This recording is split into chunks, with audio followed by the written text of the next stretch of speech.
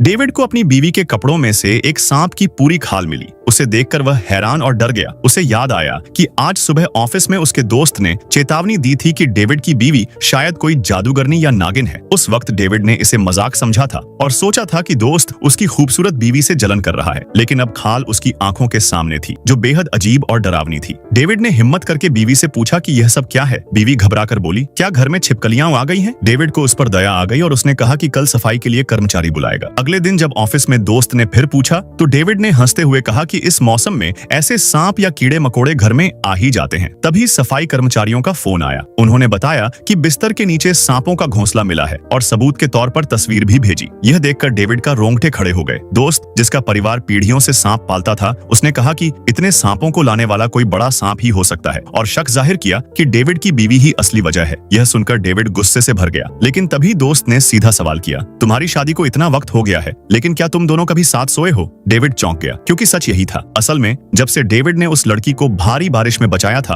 और शादी की थी, तब से जब भी वह पास जाने की कोशिश करता, लड़की हमेशा उसे दूर धकेल देती और कहती कि वह अभी तैयार नहीं है। दोस्त ने सच्चाई बताई कि वह अभी अभी इंसान का रूप लेकर आई है और उसका शरीर पूरी तरह से तैयार नहीं हुआ है। उसे एक बार और खाल उतारनी होगी। उसी समय वह सबसे ज्यादा कमजोर भी होगी। दोस्त ने चेतावनी दी कि डेविड को तुरंत उससे तलाक ले लेना चाहिए, वरना लड़की उसकी जान ले लेगी। दोस्त ने अंदाजा लगाया कि अगले 3 दिन में वह लड़की अपनी खाल उतारेगी और फिर डेविड की जीवन शक्ति चूस लेगी। उसने डेविड को एक लकड़ी का डिब्बा दिया और कहा, इसे हमेशा अपने पास रखना, मुश्किल वक्त में यही तुम्हारी जान बचाएगा। उसी रात बीवी ने डेविड से कहा कि 3 दिन बाद वह उसे यांगशुओ पहाड़ ले जाना चाहती है। उसने बताया कि उसकी सबसे अच्छी सहेली वहां गेस्ट हाउस चलाती है और इस बार वह पूरी तरह से डेविड के साथ रहेगी। यह सुनकर डेविड को बुरा एहसास हुआ। उसने चुपके से यांगशुओ पहाड़ की जानकारी ली और पाया कि वह सांपों वाला पहाड़ है, जहां हर साल कई लोग रहस्यमयी तरीके से गायब हो जाते हैं। उसका दिल जोर जोर से धड़कने लगा। गेस्ट हाउस पहुंचने पर बीवी की सहेली ने गर्मजोशी से उनका स्वागत किया। उसने डेविड के लिए ताकत बढ़ाने वाला खाना बनाया और 100 साल पुरानी शराब निकालकर पिलाई। लेकिन डेविड चौकन्ना था। उसने शराब पीने का नाटक किया। थोड़ी देर बाद चक्कर आने का बहाना किया और बीवी उसे कमरे में ले गई। वहां बीवी ने पहले से तैयार पट्टी डेविड की आंखों पर बांधी और कहा कि वह इसे किसी भी हाल में न उतारे। डेविड ने भी हाँ कर दी, लेकिन जैसे ही दोनों करीब आए, डेविड ने उसकी पीठ पर ठंडी, सख्त सांप जैसी चमड़ी महसूस की। डर के मारे उसने पट्टी खोल दी और जो उसने देखा उससे उसकी रूह कांप उठी।